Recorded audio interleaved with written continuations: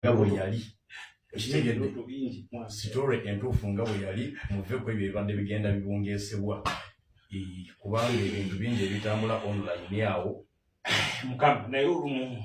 okuyimiriranga kubanga abantu betaaga bangi bakuswazibwa bana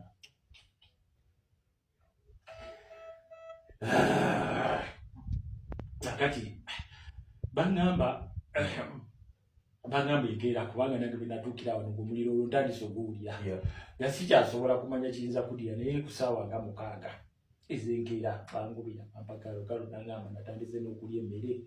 nangamba oli otya gwakwokeza gutya ne mbasindikira ki screenshot gwembasindikira screenshot nangamba tugenda kutirira naye nze lwakuba nti kati nze ekirungi bunzi nze tegwanyukiza bigere neetambuza nogenda emanju neetwa tembuga sisobola ntya nogenda mu toilet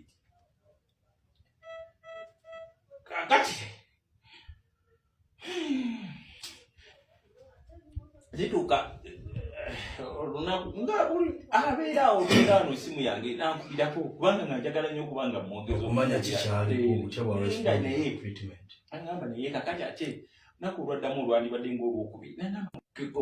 nembabuuza naye kusesema kuli kutya nti ate kati tayagala naye agambye bagaye tumufumbire ku kyennyanja nekiki n'akamonde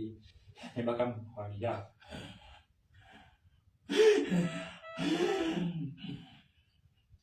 bana bazadde muve ku abaana balina obulumi abaana okuddukira mu famire z'abantu tekitegeeza nti abantu abo baba balina naye mba mulemeddwa bawulira omwana oyo yatuuka nga awulira takyasobola kugenda bweru awulira bamutaddeko ebirogo takyasobola kugenda owulira kyokka bo bazadde be nga ne ssente zebamupiika azijja mu basajja bamala mukozesa omwana oyo waliwo omusajja oyo yeeyita Calvin oyo simanyi oyo ngwe Calvin wali bba wa Kalo n'ova ku Kalo n'ogenda ku kazini we Kalo n'akwesonyiwa wataddemu nnyo amaanyi mangi okutwala ekintu kino mu State House singa amaanyi ago ge wateekamu musajja gwe n'owasa omwana oyo n'omukolera by'olina omukolera naye nze mbabuulire basajja mmwe Katonda abalaba mugenda kuswala kati mwe mwali mumanyize bulani okubeera wali n'ennyumba simanya esabo nti kyamaanyi. Let me tell you,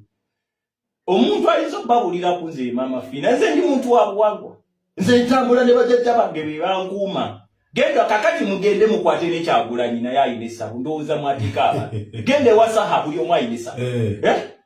lwaki mufuula omuntu ne mu victimizing okumu